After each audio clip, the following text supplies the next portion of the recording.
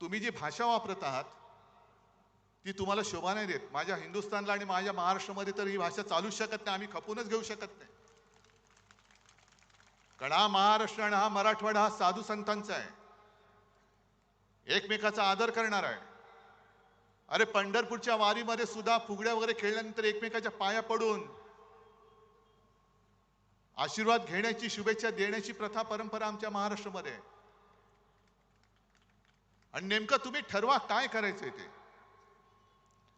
आजपर्यंत तुम्ही सगळं फोडलं. शिवसेना फोडली, तोडलीत, राष्ट्रवादी तोडलीत, फोडलीत. तरी देखील कधी मला डोळा मार, कधी पवारांना डोळा मार. अहो आज सकाळी पवारांना डोळा मारला की या आमच्याकडे. एका ठिकाणी बोलायची नकली शिवसेना आहे, एका ठिकाणी बोलायचं नकली राष्ट्रवादी आहे, आणि मग म्हणायचं आजा मेरी गाडी में बैठ जा.